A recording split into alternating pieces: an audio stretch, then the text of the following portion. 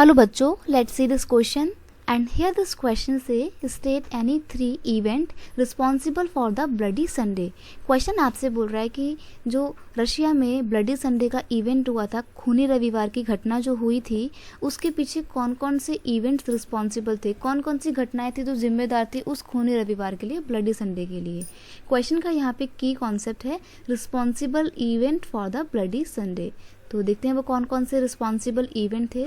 सबसे पहली बात देखो, क्या होता है ना 1905 में 4 और 5 के बीच में ना रशिया और जापान की वॉर होती है.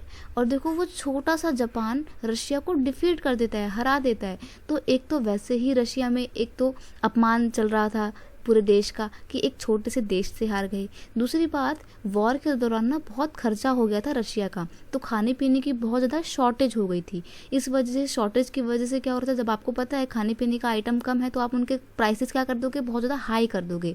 तो जो गरीब लोग थे उनको खाना भी नहीं मिल पा रहा था और वो लोग लगातार स्ट्राइक कर रहे थे. और इसी स्ट्राइक के बीच में जब जार निकोलस सेकेंड बहुत ज़्यादा परेशान हो जाते हैं लोगों की भीड़ से, लोगों की स्ट्राइक से, तो वो अपनी आर्मी मेंबर्स को ऑर्डर देके बोलते हैं कि इनको गन से सबको उड़ा दिया जाए. तो इस तरीके से इस पूरे इवेंट में बहुत सारे लोग मारे जाते हैं. तो ये था ब्लडी संडे का पूरा इवेंट. अब रिस्पॉन्सिबल फैक्टर क्या थे वो हम इन डिटेल पढ़ लेते हैं.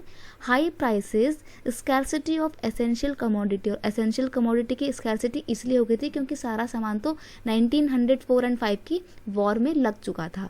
And the national humiliation, humiliation का मतलब होता है अपमान, due to the defeat in the war against the Japan. Japan के साथ युद्ध में हार जाने के कारण रशिया को एक तो बहुत ज़्यादा ह्यूमिलिएशन फील करना पड़ रहा था.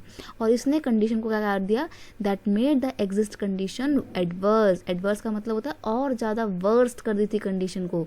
On Sunday 1905 strike took places all over the country in which student, teacher, workers participate and demand for the Duma parliament.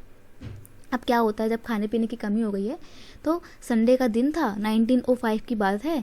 सभी लोग क्या करते हैं, सभी लोग कौन कौन, उसमें टीचर्स होते हैं, स्टूडेंट होते हैं, वर्कर्स होते हैं, सभी लोग मिलकर क्या करते हैं, अपने दंगे फसाद स्टार्ट कर देते हैं और हड़ताल पे बैठ जाते हैं कि हम अब कोई भी काम नहीं करेंगे और रोडों पर बैठे रहेंगे. और वो लोग इस हड़ताल के दौरान डिमांड करते हैं ड्यूमा की. अब ये ड्यूमा क्या था, तो रशिया में जो पार्लियामेंट होती है, जैसे इंडिया की पार्लियामेंट का नाम संसद है, अमेरिका की पार्लियामेंट का नाम कांग्रेस है, सिमिलरली रशिया की जो पार्लियामेंट है उसका नाम है ड्यूमा. तो वो लोग ड्यूमा की डिमांड कर रहे थे और वो इस उम्मीद में ड्यूमा की डिमांड कर रहे थे कि अगर कल को पार्लियामेंट होती है और उस पार्लियामेंट में हमारे ही इलेक्टेड मेंबर जाएंगे तो वो हमारी प्रॉब्लम को रख पाएंगे.